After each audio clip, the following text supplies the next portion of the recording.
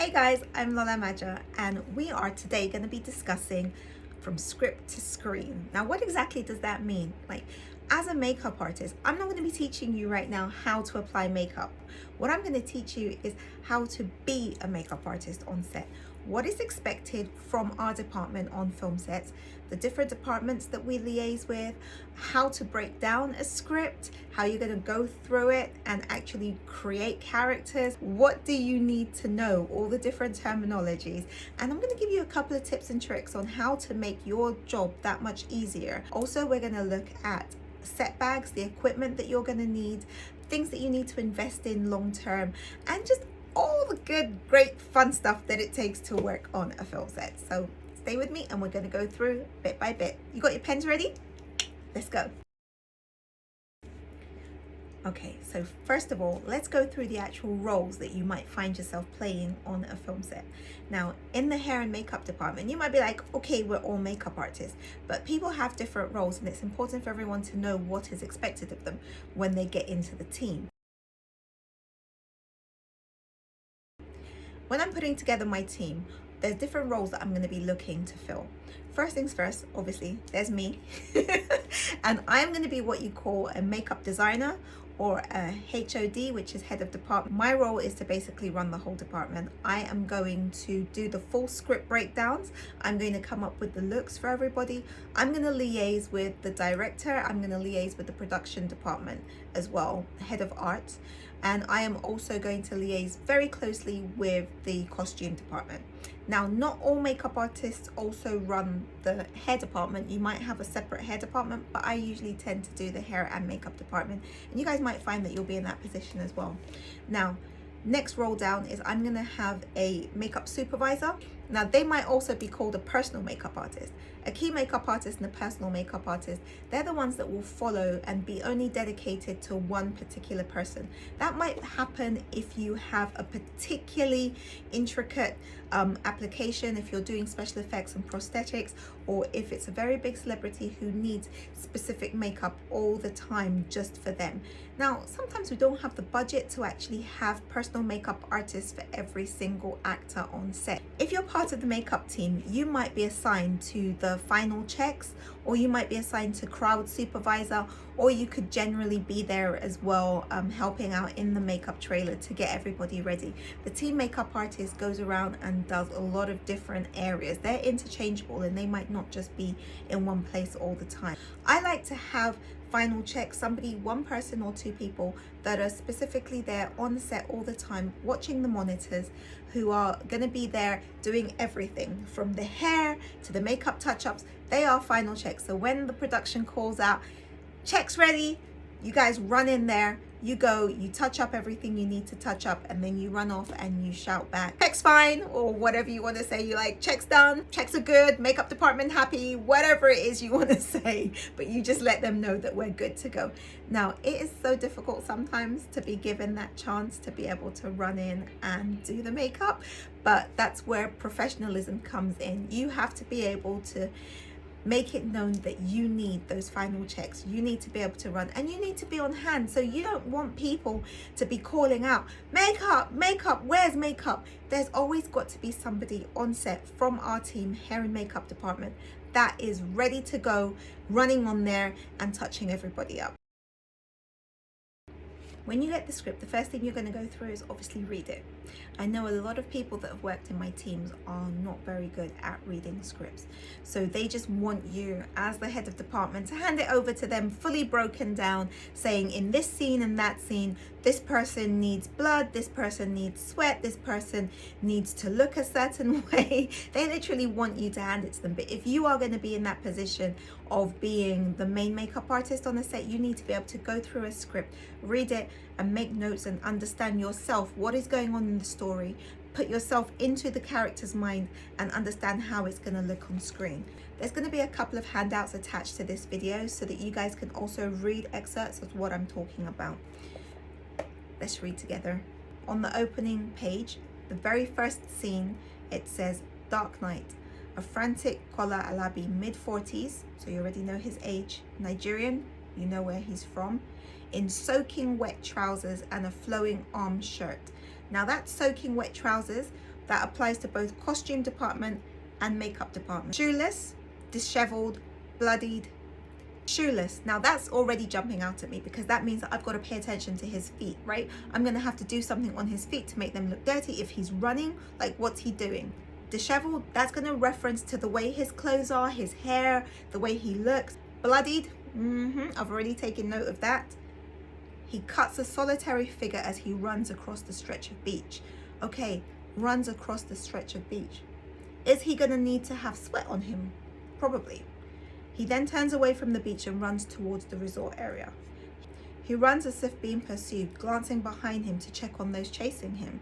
So they might do like a close-up on his face of him looking. If he's looking over his shoulder, they might have a close-up. So you've got to be aware of like what the screen is going to see in his face, in his eyes. How does his face look? You know, we're going to find out more later on in the script. Is he tired? Is he frantic? Is he going to have red eyes? Is he going to have like tiredness under his eyes? Is he going to have sweat? All of these questions are going to be like written down in my notes when I'm doing this script breakdown. He trips, he falls. Panting heavily, he jumps back up to his feet and continues running. So he's definitely going to need some sweat. So already from that opening scene, I can see that I'm going to need to create some drama, something that you're looking at this character. He can't look like perfect, right? We've already established in that opening scene that he's frantically running. So that means he's going to be sweating. He's going to be disheveled, maybe his hair. He's running along. Where is he running along? I think we've already answered that. Beach resort, beach night. That means he's running on the sand, right? So is he gonna have sand in his hair? Is he gonna have it on his feet? What's his feet gonna look like? What's his hands gonna look like? Is there gonna be sweat patches on him, on his hair, on his face? We already need to establish a look for this character to make it believable that he is actually in a panic and he's been really running and he's sweaty and he's stressed out. He's frantic, in fact. So we need to make sure we're going to deliver that just in those opening scenes of this movie. One of the main things that I look for on a call sheet is continuity. How is that going to affect my shoot day? I need to go through it and be prepared for all the different looks that are going to be presented on that shooting day. Now, when you actually look at a script, one of the major things we need to understand is shoot days. How many days does this film run over? How many different looks is the person going to have, and what's the kind of timeline? Are we talking about a week? Are we talking about a month? Are things like packed very close together? Is it day after day, or is it week to week? Is it month to month? Does it go over a year? How is that character going to change? How many different looks? What kind of hairstyle are they going to be using? Until you start thinking from a film perspective of how many hair changes and keeping an eye on that continuity. Trying to keep things as simple as possible will be your best friend. You're gonna have to be going in and taking out different hairstyles, because they might shoot like 3, 4, 5 different days in the storyline, which might be like set over different months. You might have a scene right now which is set today. The next scene coming up might be a scene that is set in 3 weeks time. If you've changed that hair, saying, oh, okay, you know, she's gonna have like, you know, she'll do her hair, you know, once a month or once every 3 weeks, or it's only been a 2-week shoot and she already has like 4 different hairstyles, you're gonna run into some problems, because like literally we might be on set having to take out hairstyles and put it back in, shoot, take that one out, put in another hairstyle. So be realistic about the timelines in these movies of how many different changes your actor's gonna have, especially when it comes to makeup too. If you watch a lot of international films, you might find that the main characters do not have many varying different makeup looks, only if it's going to like a special occasion. If somebody is going for an event, then they might dress up, then they might have like a very elaborate looking makeup with the full eyeshadow and the lipstick. But if it's just a day-to-day of going to the office, if you start trying to change so many different eyeshadow looks, you're gonna run into problems, because again, with the makeup, you're gonna be pulling your actor in and out from set and changing the makeup so many times that their face is going to be getting sore. You might not get the exact same way that you did the eyeshadows. So try and simplify things to make things as easy as possible for yourself. Trust me, you'll thank me for that later on. So when you're looking at that timesheet, when they give you, the first thing we're going to look at is, yes, the scene number. But remember, different scenes can have the same look. You might have scene 1 might be the same look as scene 101. And a lot of different things might have happened in between, but they might be doing a flashback, or it might be a continuous shot. We are now looking at the Swallow call sheet day 2. So you'll see that the different columns refer to scene number, the set that you're filming at, because that might be like same day, but it might be inside, it might be outside, it might be at the office, it might be in somebody's house, it could be in the market. So there might be lots of different locations. Your character might have changed their outfit. Even though it's the same day, they might have changed their outfit because they might have gone to work, and later on in that day they might be in the market. The days don't necessarily dictate how your character looks. So after you've got your scene number, your interior, your exterior, the actual setting of it, you'll then have day or night, because you've got to know whether you're going to be shooting a day scene or a night scene. Sometimes you might shoot night scenes and it's not actually shot at night. We might shoot a day scene interior, and because of the lighting, they've made it look like a night scene. So day and night scenes are not necessarily time of the day that you're shooting, but if it's a night scene which is outside, then yeah, that's going to be a lot of overnight shoots that you might have to shoot. You've also got a list of the cast and the extras that are there, and then you also have the page count. Now, that's something that confuses a lot of people, and I know a lot of makeup artists don't understand page count. It will always be something over 8. It looks like a fraction, 2 over 8. Don't worry, you're not doing maths. So that page count is basically showing you how much of the actual page that scene is taking up, whether it's 2 over 8 or 1 over 8 or 4 over 8. It's just a way of them understanding how much time that scene is supposed to take them. Okay, so what we're going to do now is have a look at a production folder from a series that I just did in the UK. Now, what you would find is the cast members. You can get that sheet like I mentioned, which has all the different characters who are in, and they are all assigned a number. Okay, now that's important because later on they're going to use those numbers on the call sheets so that you can actually identify which characters are on set rather than actually writing their names. Next, I've had to block this out, but this is showing you again all the character names, their numbers. I've had to block out their real names, but that's going to show you all the episodes that they're in, so you'll know exactly how many times those characters are going to be showing in the series. This is actually a series rather than a film, so this is all the different episodes that they appear in. So you'll see that some characters are obviously in episodes more than others. Like this character is only in episode 1, this character is in episode 3, whereas these are the main characters and they appear in more episodes. So this is an example of a shooting schedule. This was already 8 weeks into the shoot that I'm showing you, day 35.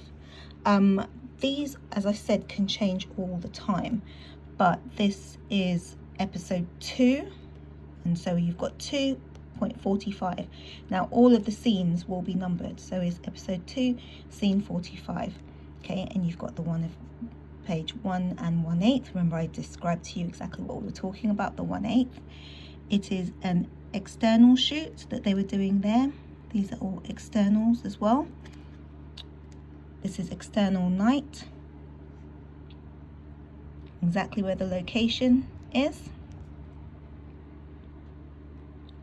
and the cast members that are actually going to be in the shoot as well. Now you'll see that this is vignettes, and those don't concern us.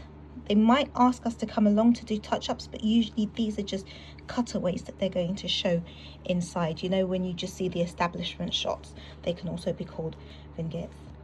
Okay, these are my expenses sheets. If I have any expenses which are outside of the already agreed rates that I was being paid, if I had to go and get anything that the director specifically wanted me to add that I hadn't already accounted for, then you have to agree in advance. But if you're out of pocket for anything on the production, you know, if it's been pre-agreed by the production manager, then that's fine. But these are what I was saying, you have to keep a good accounting, because you might think that you've actually like budgeted for something and you're now going to end up out of pocket if it hasn't been agreed by production, so that you'll have to know exactly what you have to deduct or how much you're going to make at the end of the day. This is what I was saying now about the makeup continuity. We have the character, the scene, and this is going to say exactly what we put on the character. This is a male, as you can see, and this is everything that we're using on him. And this was a night scene. So even though it is episode 1 and it is scene 41 in episode 1, it's actually the 6th night, because remember, stories can jump all over the place. So we can also have additional notes there. I have each single episode. So that is episode 1, all the characters, all the scenes. Episode 2, as you can see, episode 3, all the way through to episode 6. And I've taken pictures of every single person that came on set, whether he was a main cast or an extra. And we've written there the days, the scenes, and any notes and any products that we have used on the character that day, so that there's always going to be continuity going forward. Now, as you can see, this character has bruising, and there are notes there regarding the scenes that particular bruise is going to appear in, because that bruise has to develop over time. You've got the initial bruise, you've then got the phase where it reaches here, and then you have the fading afterwards. So everything is saying refer to his character night 2 for the other scenes, and then this like has in scenes 4.3, 4.4, so that we know exactly how the bruise is going to progress over time. Now this character, you can see we've even taken shots of her crying, because in case they need to redo her scene again, we need to know exactly what she looked like when she was crying. And as you can see, we've written there tear sticks used as well as eye drops, because she cries hysterically. We also have shots of extras, people that only came in for the day, they're just going to be in the background. But in case we have to redo the scene, or a little bit later in the scene, they might not do the whole scene, they might just need one specific part of the scene. If he gets called back again onto set, I need to know exactly what level his hair was at, if there was any makeup used. Just because he's an extra in the background doesn't mean that I don't need to know what he looked like. In the makeup department, we work very closely with the costume department and the art department as a whole. Props department as well is very important for us to go through. And when you go through the script and you do the breakdowns, we'll be able to see where we need to be able to discuss with the props department. Do you have this? Do you need that? What do we also need to provide, or what can we help you with on set? Now, with the costume department, those are our people, because if there is a mistake in the costume department, continuity will come for us. Continuity is also somebody you need to become very close with. Before production starts, one of the first things I do is I put together 2 different WhatsApp groups. I put together a group of myself and my team, and I put together a group with the costume department. That way I know when I'm looking at a scene and I'm looking at an actor, if I look at the outfit, I think, okay, according to the records, this is what the actor was wearing, this is what the hair and makeup was done. Now, I can also use that to help flag up if there's any issues.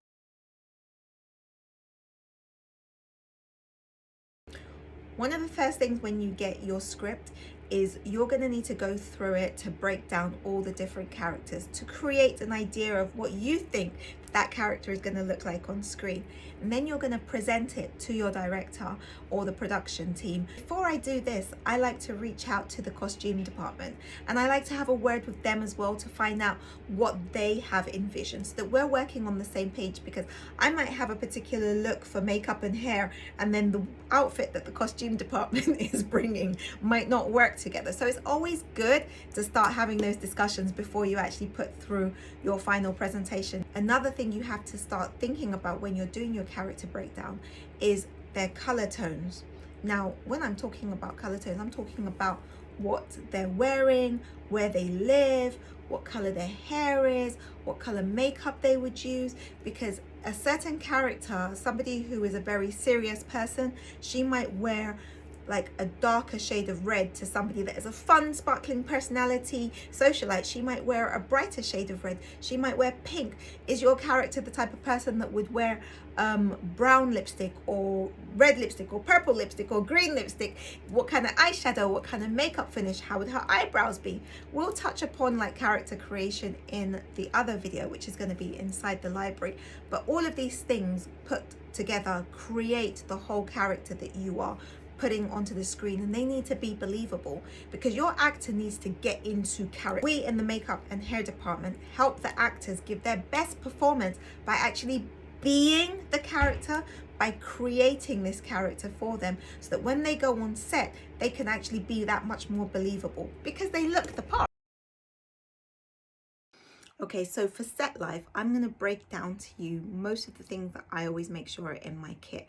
Now, working as a makeup artist on a film set is very different to working as a makeup artist for bridals or events and things like that. Because listen, I need to carry things with me, but I also need to organize things in a way that I'm not always taking everything with me to set, because packing up, packing down, it's a lot. So I take a lot of things with me at first, and then I start breaking them up into smaller bits. I'm going to show you how I do it here. Okay, so first of all, I don't carry makeup boxes. I carry a suitcase with me. I'm sure you've probably seen a lot of makeup artists who carry suitcases with them, and that's because we need to actually like carry quite a few things, and I separate things into individual bags. Everybody needs to have towels. Now, these are the towels for the table, not the face towels, but I'll always make sure that my team has at least one towel each to put down on their table, because we've got to make sure that the environment that we're working in is sanitary. Never put down makeup brushes directly onto a table. And then I break all my different makeup products into different bags so that it's easy for me to find things when I'm looking for it. In here would be my eyeshadows, different palettes. If I'm working on a film set, I tend to use the smaller palettes, which are easier to go inside the individual actors' set bags. I'll show you that in a minute, because that way I can leave it in the set bag. I color coordinate all of my lipsticks into different shades to make it easy to find, so I'm not rummaging around. Now, when I have decided on the colors that I'm using per actor, I will then cut off and depot, that word again, into a little container, or I might put each lipstick into the actor's bag. But trust me, things have a way of going missing on set. So rather than me carrying all of my products, once I've established the looks, it makes it a lot easier for me to actually just create small kits for each actor. I'm going to take out whatever I need. I'm going to say, okay, this is the particular lip pencil that the actor is using, and I'm going to put that inside their set bag.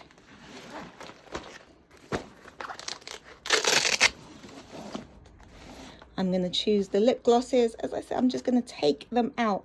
With lip glosses, obviously, I can't decant these, but I'm going to take these out and I'm going to put them into the actor's set bag for continuity. Okay, so these are the set bags that I keep on referring to. Now, I'm sure you guys have seen them around. They're just like the makeup artist clear bags that we carry around on set. But I also use these. Now, it doesn't have to be this exact one. These are the ones that I use. But it's something which is clear. You can use something that is fully clear as well, like these small carry bags. But I carry these ones around because they have handles. If you can't find these, I do have some of these at the store, but if you can't find them, just general pouches like this. This is an actor's bag. Now, what you're going to do inside this is we're going to put a name on here. I usually use either these kind of sticky labels, or you can use sellotape, like the masking tape, the brown masking tape, and then just write the actor's name. But I'm going to put that on the bag, and then I'm going to write the actor, the character, or the actor's name. This will now be his set bag. And what am I going to put inside here? I'm going to put their own personal brushes. So I always make sure I have loads and loads and loads of powder brushes at least, because you don't want to be going from actor to actor to actor using the same brushes. That's like transferring bacteria. So once you have like the makeup brushes that you've used on the actor, obviously we don't have unlimited brushes, but if you have like at least maybe a dozen just powder brushes, things like the lip brushes that they use as well, you can put inside here. Eyeshadow brushes, maybe you can reuse it on other actors as well after cleaning it. But I would definitely recommend powder brushes and the lipstick brushes, as well as mascara ones, all the disposable things. You're going to put them inside here. What you're also going to put inside here is things like their lip balms. I try to get lots of lip balms so that all the actors have their own things. Try and get like some mattifying tissues as well.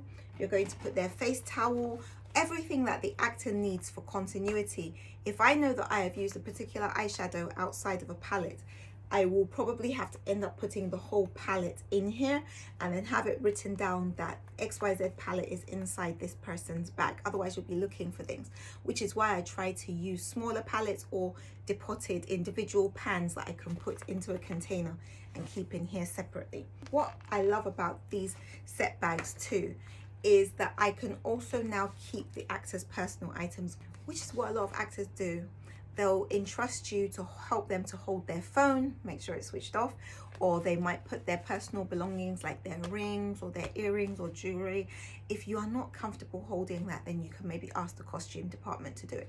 But I find that by having these sort of bags, I can put everything that I need that the actor wants me to hold in here. And then whenever they're calling, makeup, do you have my phone? Yeah, no problem. It's inside here and I know where every single thing is. Depending on where the location is, sometimes my team members carry rucksacks with them, but I like to now use the clear bags, because once I put these inside the bag, you can easily peek inside and find the right actor's bag that you need. This is essential for touch-ups on set when you're following them around, and it's also easy. You can see your own things as well. You can't be carrying around too many personal items, but your own things that you need, whether it's your phone, again make sure it's switched off, your script, pencils, things like that you need to take notes, your own portable fan, your charger, things like that you can keep inside the bags. So it's good for everybody to have their own individual set bags, and every actor needs their acting bag. Remember, you have to put the actor's face towels inside here to keep it hygienic. Don't just discard them anywhere. Keep it inside a bag, keep it hygienic, and at the end of every single night, swap it over. So depending on who's on set, I will use several bags. If I run out of a bag, depending on how many actors are on set, I might say, okay, XYZ actor is not on set. Either they have finished or maybe they're not going to be back on set for a while. So I can put another label, or I can cover their name over and write another actor's name. Or I also have spares for the extras as well. So if it's somebody that's coming in and is only going to be in very shortly, I might just make a general bag that those people that come back and forth from set can share. But all of our main actors always have their own individual set bags. Listen, on set, it's better to be prepared than to be sorry. So I would advise always having a good kit full of different things that you might always end up needing on set. Like for example, an actor comes back from lunch and they might have some food stuck in their teeth and they're about to go on set. Toothpicks to the rescue. I also carry spare toothpaste and brush. You can buy like, you know, a variety of different ones and just have it inside your kit in case of emergencies. You've done some special effects work and you've put things inside the actor's mouth like blood and they need to rinse out and clean out their mouth. I'm also going to have a bag of different moisturizing products, things like dry feet cream. I'm going to have body lotion to put like a bit of gloss on the skin if I need to make their skin look shiny, and also really good sunscreen. Now this is going to protect our actors' skin against sunburn and also make sure that they don't start changing foundation color midway through shoot. Wipes. I use wipes for everything, but that means that I can actually go through a lot of packets of wipes on set, and that adds up to a lot of money as well, because we use wipes not just for taking off makeup, also for cleaning our hands, for wiping things down. Other people in other departments are coming over, say, oh yeah, please, do you have any wipes? So wipes can become very expensive. You know, there's times where I've had to buy maybe like 48 packs to go on a set, sometimes even more. You'll be there and you'll be like, oh my God, we're running out of wipes, because we've used it for so many things. So rather than just using wipes for makeup remover, it's always very good if you can get things like this. This is, if you guys have ever heard of makeup erasers, it's just basically like little face cloths that you can use, just wet it with water and it actually like wipes off people's makeup. These are reusable, you just wash them afterwards. You can give these to your actors to go back with, have lots of them that you can reuse. When they bring it back the next day, you wash it for them and you give them a new set. Or good old-fashioned proper cotton wool and makeup remover, which I use a lot of, because some people have sensitive skin and they don't even get on with face wipes. So you want to make sure that you have cotton pads and makeup remover. You can also get eye makeup remover pads separately too. You need to make sure that you have a fully, like a robust kit, something that is going to try and cover as many different issues that might come up. I carry cotton buds with me. You're going to want to use these to do any touch-ups, and also small area work if you have to be applying like specific cuts, bruises, bloods, things like that. You can also use that, especially maybe if you've done a look and you need to take it off. You don't want to take off a whole area, you just need to clean off an area. And nails, don't forget that in the hair and makeup department, you're also looking after nails. Sometimes your character might need nail polish, and sometimes they turn up with nail polish and you need to get rid of it pronto. I always make sure that I have nail polish remover wipes. If you don't have the wipes, you can use the traditional nail polish remover with cotton pads and a selection of nail polishes. You don't have to carry anything too fancy, because really also that might affect your continuity if you have to be changing the person's nail polish. But if the character requires nail polish, plan it out very specifically, because again, you do not want to mess up your continuity, that they are wearing the wrong nail polish color with the wrong outfit in the wrong period of time. So good polishes to have, always have on ground, is clear polish. That's good also for guys if you need to make their nails look clean and fresh, like an executive position. White nail polish, black nail polish, a good red nail polish, and then maybe one brighter color like a yellow, like, and a pink. Like, just have those basic colors in your kit so that you can set a character. But we'll talk more about character design in the other video. I will also have tissue paper. As I said, this is not to dab, this is just as a hygiene thing. Person might need to blow their nose, or you might need to wipe something up.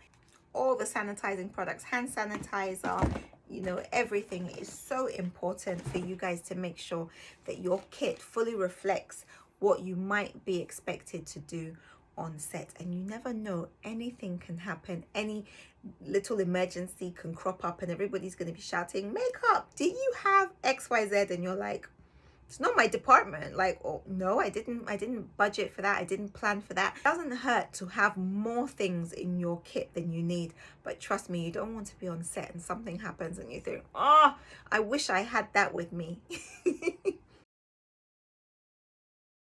A lot of the time on film sets, they're going to have to shut down everything when you start filming. You cannot have anything running in the background. So having those portable fans when you're like running onto set, your actor might start sweating really badly because they're in an indoor scene or an outdoor scene and there's no fan or AC for them because we've had to switch off everything. Make sure you have enough as well for the different amount of actors you might have. Today on set, you might only have 3 actors, but what happens when you actually might have 8 actors on a set at once? So building up your kit over time, even though it might seem like a lot of outlay, bit by bit, if you build it up, you'll get to a point where you have a good base of products and equipment that you can constantly be using on the film sets. Thank you so much, guys, for joining me. As I said, there are 2 other videos in the knowledge database. One is going to be talking more about special effects makeup, showing you some tips and tricks for achieving quick effects on set out of kit. And the other one is going to be discussing more about character creation and script breakdowns. Feel free to tag me in your creations on Instagram at Lola Maja, and I look forward to catching up with you soon.